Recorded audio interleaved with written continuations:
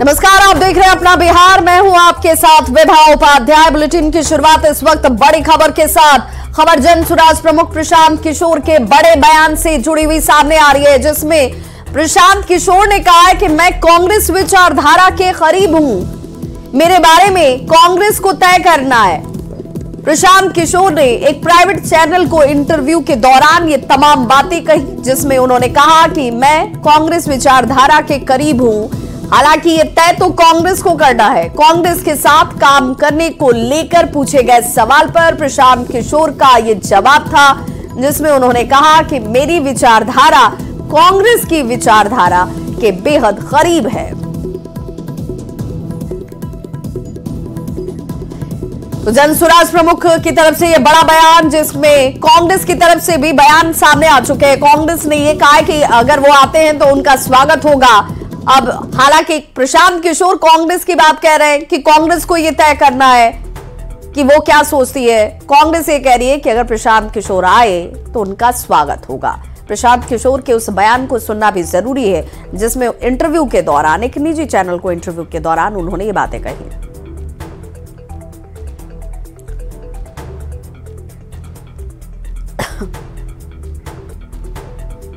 तो संसद से 140 सांसदों के निलंबन का मामला अब तूल पकड़ता जा रहा है। लोकतंत्र की हत्या करना बंद करो, बंद करो, बंद करो। लोकतंत्र की हत्या करना बंद करो। सांसदों के निलंबन के खिलाफ अब मार्च जो है वो शुरू हो चुका है। एक और दिल्ली में विपक्ष के तमाम सांसद इस मामले के खिलाफ लगातार प्रदर्शन कर रहे हैं। वहीं बिहार की तस्वीर भी देख लीजिए, पटना के डाक बंगला चौराहे की तस्वीर, जहां पर इंडिया अलायंस की तरफ से मार्च निकाला गया, जिसमें आरजेडी, जेडीयू और वाम दल के कार्यकर्ता हाथों में तख्तियों के साथ, पार्टी के झंडे के साथ सड़कों पर उतरे हुए नजर आए।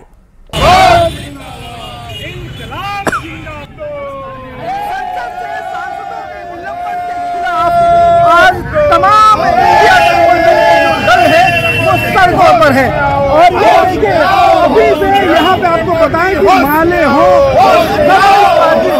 तमाम नहीं चलेगा। यहाँ शुरू कर दिया है और सरकार नहीं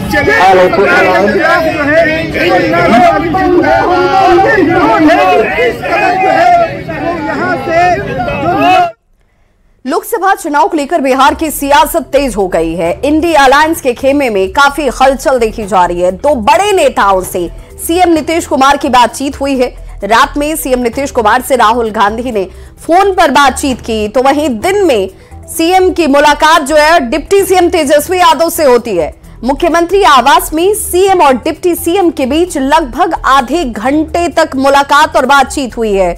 सूत्रों की माने तो दोनों नेताओं के बीच लोकसभा चुनाव को लेकर सीट शेयरिंग पर बातचीत हुई। राहुल गांधी और तेजस्वी यादव के साथ सीएम नीतीश कुमार की बातचीत काफी अहम मानी जा रही है। सीएम आवास में आधे घंटे तक तेजस्वी के साथ बातचीत को लेकर सूत्रों से जो जानकारी मिल रही है, कहा जा रहा है कि बिहार में मंत्रिमंडल का विस्तार को लेकर बातचीत बेहद महत्वपूर्ण है।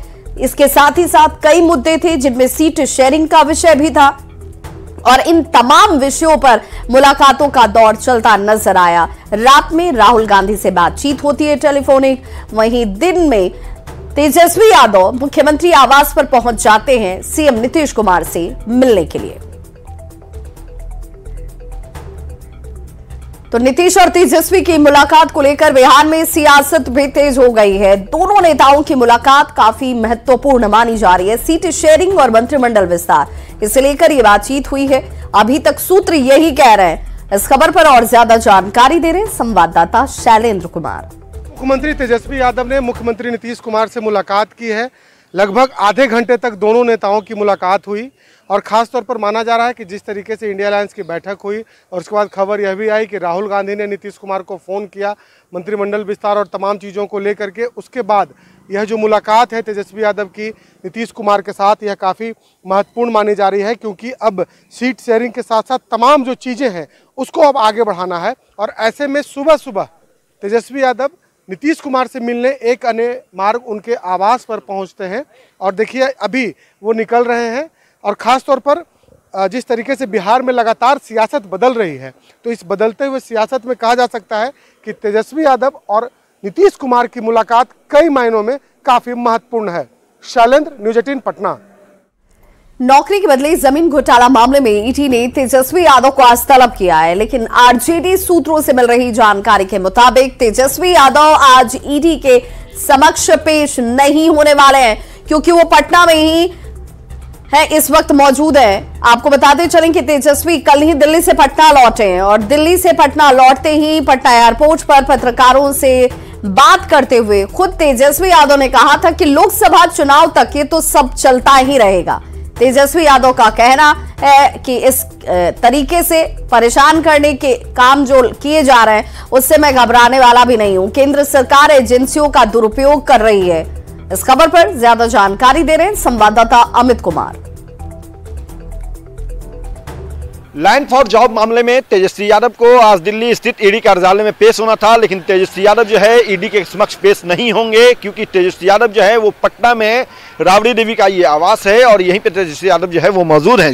गुरुवार की शाम तेजस्वी यादव लालू प्रसाद यादव के साथ दिल्ली से पटना लौटे और पटना एयरपोर्ट पे पहुंचते ही तेजस्वी यादव ने केंद्र सरकार पे हमला बोला। जब मीडिया कर्मियों ने उनसे पूछा कि आपको शुक्रवार यानी कि आज जो है ईडी के समक्ष पेश होना था, तो आप पटना आए हैं, क्या कल सुबह वापस जाएंगे? तो इस पर तेजस्वी यादव ने साफ तौर पे कहा कि ये लोकसभा चुनाव को देखते हुए ऐसा चल रहा है और ये लोकसभा चुनाव तक चलता रहेगा।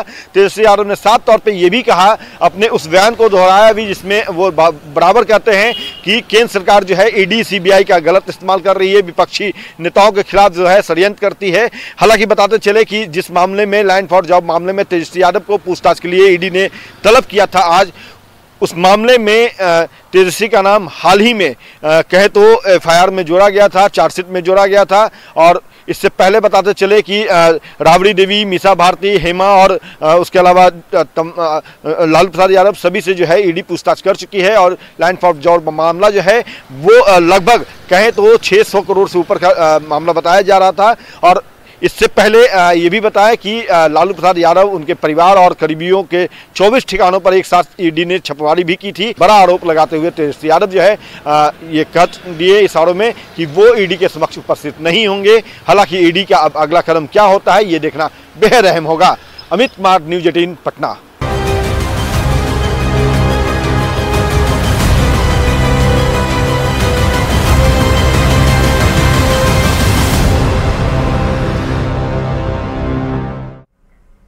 सुबह के 9 बजे से लेकर शाम के 5 बजे तक स्कूल संचालन के आदेश ने एक बार फिर से सरकार की चुनौती को बढ़ा दिया है। एक तरफ जहां विधान पार्षदों ने के पाठक के खिलाफ मोर्चा खोल रखा है, तो वहीं महिला शिक्षिका भी अब सीएम नीतीश कुमार से गुहार लगा रही है। जब न्यूज़ 18 की टीम बिहार के एक स्कूल में पहुंची तो महिला शिक्षिका भले ही नाम और अपना पहचान उजागर नहीं करना चाह रही थी, लेकिन अपना दर्द बताने में वो पीछे नहीं रही। महिला शिक्षिका ने सीएम नीतीश कुमार से हाथ जोड़कर गुहार लगाकर समय बदलने की मांग की। उसके बाद बिहार के सरकारी स्कूलों में सुबह 9 बजे से लेकर शाम 5 बजे तक कक्षाएं संचालित हो रही हैं। ऐसे में महिला टीचर्स को अब डर सता रहा है कि आखिर कोई घटना ना हो जाए। सभी महिला टीचर्स अब मुख्यमंत्री नीतीश कुमार के साथ साथ एसीएस के पाठक से हाथ जोड़कर गुहार कर रही है कि मुख्यमंत्री जी दया कीजिए। तो इस वक्त हम बिहार के एक सरकारी स्कूल में हैं, जहां पर हमारे साथ कई महिला टीचर्स हैं। हालांकि ये अपना नाम और अपनी पहचान उजागर करना नहीं चाहती हैं, बावजूद इनकी परेशानी क्या है हम जानने की कोशिश करते हैं। क्या लग रहा है कि किस प्रकार की परेशानी है आप लोगों को? मैं माननीय मुख्यमंत्री नीतीश कुमार जी से करबद्ध प्रार्थना करती हूँ कि मिशन दक्ष कार्यक्रम जो उन्होंने चलाया है ये एक सराहनीय पहल है, लेकिन हम महिला शिक्षकों को ये बहुत ज़्यादा परेशानी का सबब बन गया है हम लोगों के लिए, क्योंकि शाम में 5 बजे के बाद जाड़े का दिन है और उसके बाद बहुत ज़्यादा अंधेरा हो जाता है घर जाने में। हम लोगों को जाने में आवागमन की सुविधा भी नहीं होती है, बहुत देर तक इंतजार करने पड़ता है, कभी कभी 5:30 पौने 6 भी हो जाता है और एकदम अंधेरा हो जाता है। 5 बजे तक का इशू सर ये है कि अगर शाम के 5 बजे अगर मैं स्कूल 5 बजे नेम है, लेकिन वो है 5:15 बजे तक स्कूल निकलते, बच्चों को निकालना है, उसके बाद स्कूल लॉक करना है और रास्ते में हमें ना मेरे पास, मैं मैरिड हूँ और ना मेरे पास कोई व्हीकल है और जितने भी अभी जो ज्वाइनिंग हुई है सब इंटरनल एरियाज में दी हुई है, ठीक है। तो वहाँ पे कोई सुविधा नहीं है, रोड बहुत खराब है और मतलब पैदल चल के मुझे स्टैंड तक जाना होता है, फिर वहां से बस लेके मुझे अपने घर जाना होता है, और मेरी फैमिली भी बहुत दूर रहती है। क्या चाहती हैं? जो एक नॉर्म्स के अकॉर्डिंग जो टाइम है अब वो फॉलो करवाइए। कि सर ये पढ़ाई है, ये खेती नहीं है सर कि आप मुझे दे और मैं धान रोप दूं और खेत हो जाए। ये पढ़ाई है, बच्चों को मैं तो पढ़ा दूंगी, लेकिन सर वो कवर नहीं करते हैं, क्योंकि आधे बच्चे छुट्टी हो जाती है और उसके बाद छोटे बच्चे उसके पीछे पीछे। तो आप मानसिक तौर पे जब तक आप उसको नहीं तैयार कीजिएगा, अगर जब शिक्षक ही सर खुद परेशान हो तो फिर बच्चे को, लेकिन हम लोग कोशिश कर रहे हैं, हम लोग खुश हैं, लेकिन इसका तरीका सही होना चाहिए। कि नाखुश टीचर ना एक अच्छा कभी नहीं पढ़ा सकता है, नाखुश टीचर नहीं पढ़ा सकता। अब मेंटली फिजिकली इतना टॉर्चर कर देंगे और फिर आप ये हमसे उम्मीद करेंगे कि हम बहुत अच्छा बच्चों को दे पाएंगे, गिव कर पाएंगे, नॉट मैटर, हो ही नहीं पाएगा सर, पॉसिबल ही नहीं है। मिशन दक्ष चलाना था तो उसके लिए आप और अगर जहाँ भी एक्स्ट्रा टीचर हैं उनको बुलाइए और मिशन दक्ष के सारे बच्चों को उनके पास भेजिए, या फिर हम ही को इस प्रॉपर इसी कार्यक्रम में लगाएं। एक्स्ट्रा क्लासेज लेनी है अगर तो अलग से टीचर जो हैं वो क्लास लें, ऐसा कहना? हाँ, ले सकते हैं वो। साफ तौर से महिला टीचर्स कह रही हैं कि सुरक्षा का डर सता रहा है और जो नाखुश टीचर होते हैं वो अच्छी शिक्षा कभी नहीं दे सकते हैं। जाहिर है हाथ जोड़कर अब महिला टीचर्स जो हैं अब मुख्यमंत्री नीतीश कुमार के साथ साथ एसीएस के पाठक से गुहार लगा रही हैं कि हमारी गुहार सुनो सरकार, हम हैं परेशान। कैमरामैन दीपक के साथ रजनीश कुमार, न्यूज 18 पटना। तो एसीएस के पाठक का यह आदेश अब महिला शिक्षिकाओं के लिए भी परेशानी का सबब बन गया है और इसीलिए महिला शिक्षिकाएं बिना नाम पता जाहिर किए हुए अपनी परेशानी जो है वो मुख्यमंत्री नीतीश कुमार तक और खुद एसीएस के पाठक तक पहुंचा रही हैं ताकि कुछ बदलाव हो सके, सुधार हो सके, क्योंकि सुरक्षा का सवाल है। ठंड के मौसम में जल्दी शाम होती है और रात के अंधेरे में घर जाना किसी चुनौती से कम नहीं है। 9 बजे से लेकर शाम के 5 बजे तक स्कूल संचालन के आदेश पर महिला शिक्षकों की गुहार पर बिहार में अब सियासत भी शुरू हो गई है। श्री यादव जी और शिक्षा मंत्री जी, महिलाओं को 5 बजे तक आप स्कूल में रखते हैं शिक्षिका को, और बिहार में महिला अपराध बढ़ा हुआ है, रोज बलात्कार हो रहा है, महिलाओं के साथ छेड़खानी हो रही है, हत्या हो रहा है, लूट हो रहा है, अपहरण हो रहा है, लॉ एंड ऑर्डर में सुधार नहीं हो रहा है।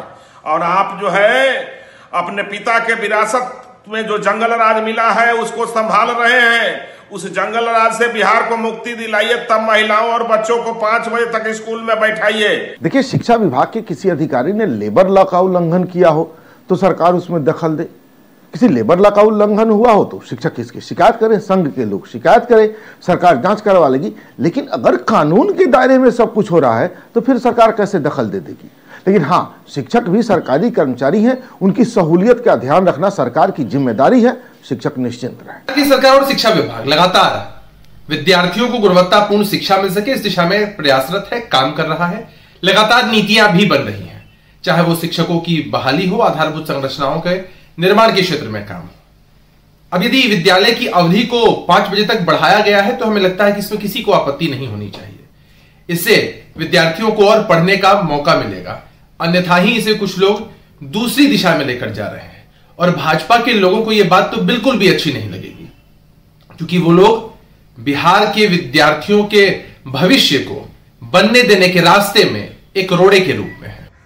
विद्यालयों में पठन पाठन का कार्य शाम 5 बजे तक हो, इसमें किसी को परेशानी क्या हो सकती है? अगर छात्रों को ज्यादा समय मिलता है पढ़ने का, विद्यालय 5 बजे तक खुले रहते हैं तो ये अच्छी बात है। लेकिन शिक्षकों को अगर परेशानी है, इसमें कोई समस्या है, वो अपनी बात कहेंगे, सरकार इन निर्णय को बदलेगी। अगर शिक्षा में सुधार और गुणवत्तापूर्ण शिक्षा के लिए कोई कदम उठाए जा रहे हैं, सबका सहयोग चाहिए। अगर किसी तरह की आपत्ति है, किसी तरह का परेशानी है, इसको सरकार देखेगी और निर्णयों को बदलेगी। वहीं बड़ी खबर पटना से, जहां पर स्कूल से गायब बच्चों पर कार्रवाई और दोहरे नामांकन के शक पर यह कार्रवाई, जिसमें 23,77,796 नामांकन रद्द हुए हैं। दोहरे नामांकन के शक पर यह कार्रवाई की गई है और तादाद देख लीजिए, 23,77,796 नामांकन रद्द हो चुके हैं। बच्चों का स्कूल से नाम काटा गया है। 15 दिन तक गायब रहने पर नामांकन रद्द करने की कार्रवाई की गई है। ज्यादातर बच्चे जो है वो निजी स्कूल में पढ़ाई कर रहे थे। योजनाओं का लाभ उठाने के लिए सरकारी स्कूलों में इनका नामांकन कराया हुआ था। शिक्षा विभाग के मॉनिटरिंग सेल ने रिपोर्ट जारी की है और इसी रिपोर्ट को जब सामने लाया गया तो ये आंकड़े सामने आ गए। इस खबर पर ज्यादा जानकारी दे रहे हैं संवाददाता रजनीश कुमार। बिहार में स्कूल से गायब बच्चों के खिलाफ लगातार कार्रवाई जारी है और अब तक 23,78,000 बच्चों का नामांकन रद्द कर दिया गया है। शिक्षा विभाग के मॉनिटरिंग सेल ने रिपोर्ट जारी किया है जिसमें आंकड़े सामने आए हैं। यानी 15 दिनों तक लगातार स्कूल से गायब बच्चों के खिलाफ लगातार कार्रवाई जारी है। सबसे ज्यादा पूर्वी चंपारण और पश्चिमी चंपारण में बच्चों का नामांकन रद्द कर दिया गया है। यानी 23,78,000 आंकड़ा पहुंच गया है, जो कि नामांकित बच्चों का 15% माना जा रहा है। ऐसे में शिक्षा विभाग लगातार मॉनिटरिंग भी कर रहा है और निरीक्षण भी किया जा रहा है। जहां भी इस प्रकार की गड़बड़ी सामने आ रही है वहां के एचएम जो है सीधे नामांकन रद्द कर दे रहे हैं। माना यह जा रहा है कि ऐसे बच्चे सरकारी योजनाओं का लाभ लेने के लिए 2 जगह नामांकन करा लिए थे। यानी मूल रूप से ये बच्चे जो है निजी स्कूल में एडमिशन करा लिए हैं और उसके साथ साथ सरकारी योजनाओं का यानी पोशाक, छात्रवृत्ति और साइकिल योजनाओं का लाभ उठाने के लिए सरकारी स्कूलों में भी दाखिला करा लिए थे। के पाठक ने जब एक्शन लिया है तब अब आंकड़े जो हैं 23 लाख से ज्यादा पहुंच गए हैं। हालांकि मौका जरूर दिया जा रहा है कि वैसे बच्चे जिनका नामांकन रद्द किया जा रहा है उन्हें पहले नोटिस दिया जा रहा है। नोटिस के बाद जो पेरेंट्स हैं वो एफिडेविट के साथ ये बता सकते हैं कि उनके बच्चे जो है किस कारण से सरकारी स्कूल नहीं आ रहे हैं। लेकिन जब जवाब नहीं मिलता है तब जाकर नामांकन रद्द कर दिया जा रहा है। कैमरामैन दीपक के साथ रजनीश कुमार, न्यूज 18 पटना। अपर मुख्य सचिव के पाठक ने गोपालगंज में शिक्षा विभाग की योजनाओं की समीक्षा के साथ ही मिशन दक्ष और इंफ्रास्ट्रक्चर की समीक्षा भी की। शिक्षकों को साल में 2 बार प्रशिक्षण कराने का निर्देश दिया गया है और शिक्षा विभाग के स्थापना डीपीओ जमालुद्दीन ने बताया कि क्वालिटी ऑफ एजुकेशन पर एसीएस का पूरा फोकस है। गोपालगंज में बैठक करने के बाद के पाठक चंपारण के लिए रवाना हो गए। समीक्षा की गई जिसमें मुख्यतः उनका फोकस स्कूल का इंफ्रास्ट्रक्चर, बिल्डिंग, जीर्णोद्धार या फिर क्वालिटी एजुकेशन से संबंधित जो भी मिशन दक्ष चलाया जा रहा है या कोचिंग क्लासेस 9-10 के लिए, उन चीज़ों पे मुख्य फोकस था। साथ ही उनके द्वारा निरीक्षण को जो है रिग्रेस करते हुए लगातार उसे करने का निर्देश दिया गया। उसके उपरांत जो है उनके द्वारा डाइट गोपालगंज में उनका आगमन हुआ। डाइट गोपालगंज में सभी प्रशिक्षुओं एवं सभी लेक्चरर के साथ उनका इंटरेक्शन हुआ।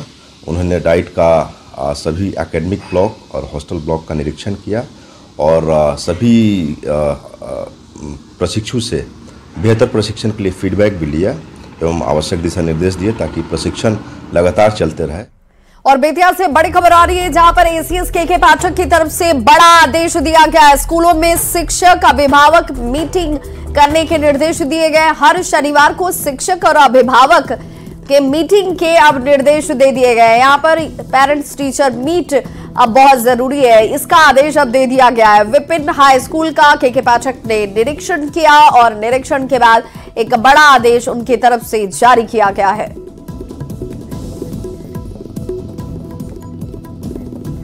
दानापुर से बड़ी खबर जहां पर अवैध बालू खनन के खिलाफ कार्रवाई शुरू हो गई है। बालू खनन के दौरान पुलिस की तरफ से छापेमारी की गई जिसमें 39 नाव बरामद किए गए हैं। 20 लोगों की गिरफ्तारी हुई है। बेटा और मनेर इलाके में ये बड़ी कार्रवाई अवैध बालू खनन के खिलाफ किया गया है।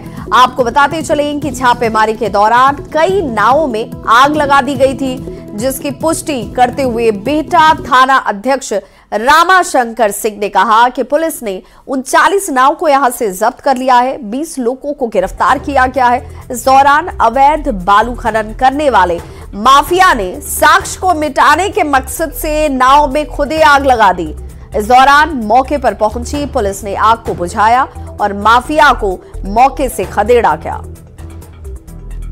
अनुसंधान को प्रभावित करने के लिए पुलिस पर दबाव बनाने के लिए आग लगाने लगा। पुलिस बल के सहयोग से उसको खदेड़ा गया। उसके बाद किसी तरह आग पर काबू पाया गया। अभी भी 40 नाव को हमने जब्त कर लिया है। 20 आदमी को गिरफ्तार कर लिया गया है।